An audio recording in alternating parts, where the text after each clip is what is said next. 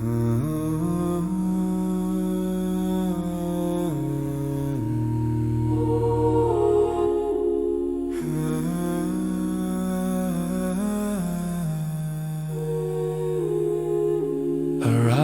of the tide, the harbor breathed a quiet kind of magic in the tender light of dawn.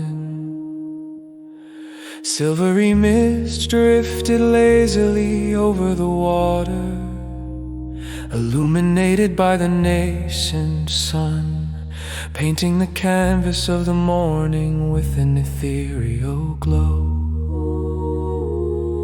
Wooden slats creak softly beneath the weight of sea spray, and the symphony of gulls chorusing above heralded the arrival of a new day, a day unlike any before.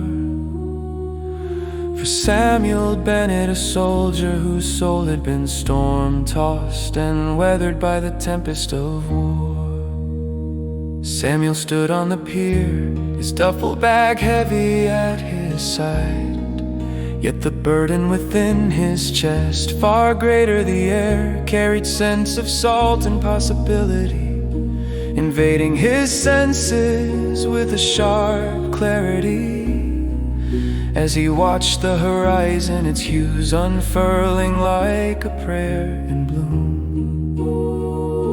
he felt the peripheries of his heart expand, threading a connection to something greater, something divine. There was a moment in that pale dawn when the light kissed the water and the earth seemed to pause, as if paying homage to the profound stillness before the birth of day. Samuel sank onto a bench weathered by time, faced the infinite stretch of ocean, and took a ragged breath, his eyes tracing the reflections of the clouds, as if seeking answers hidden in their depths. He had left behind a land rife with echoes of conflict, yet the sounds of battle clung to his memory like spectral shadows.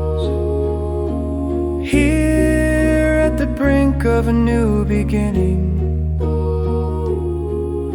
he found himself awash in introspection, the line between past and present blurred by the rising sun.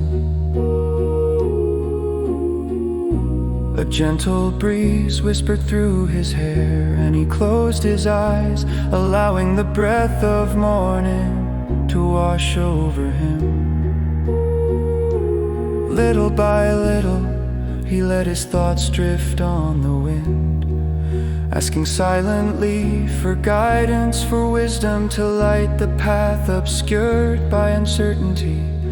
He longed to find peace in the cacophony of his mind, to feel the warmth of hope where it had long been absent.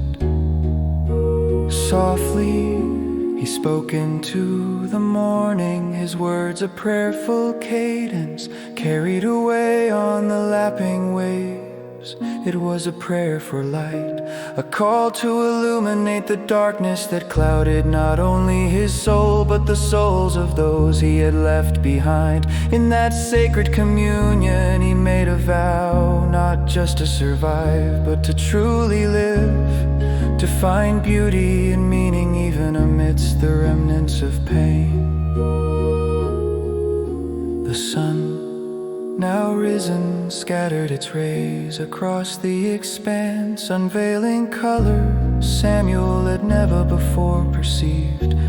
Turquoise danced with orange and pink, flirted with gold, creating a masterpiece that painted the world anew. In that moment, he witnessed a revelation, a whisper from the divine assuring him that every hue in the tapestry of his life was deliberate,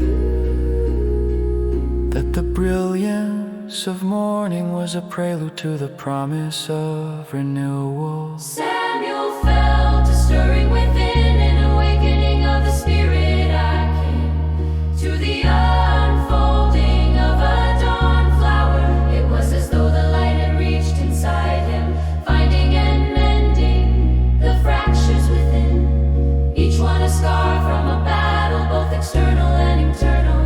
He realized he was both the lost and the guided, as much a part of the dawn as the light that graced the day. With reverence he stood, his gaze unwavering on the horizon, and he understood that the morning prayer he sought was not an escape, but a return to hope, to life, to the simplicity of being, guided by faith and the grace of the rising sun. As the harbor came to life around him, Samuel knew he was no longer adrift. The tide of introspection had brought him ashore, grounding him in a newfound sense of purpose. He watched as fishermen embarked on their daily toil, his heart buoyed by the rhythm of their dedication, his soul echoing with the melody of hope restored.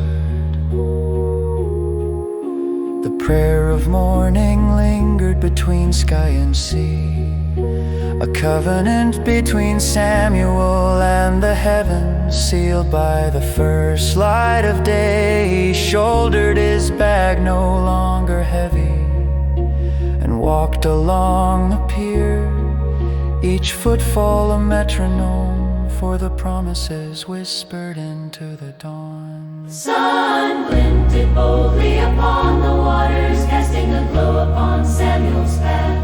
And with each step he embraced the infinite beauty of a world renewed, a world replete with colors unseen, guided by light everlasting.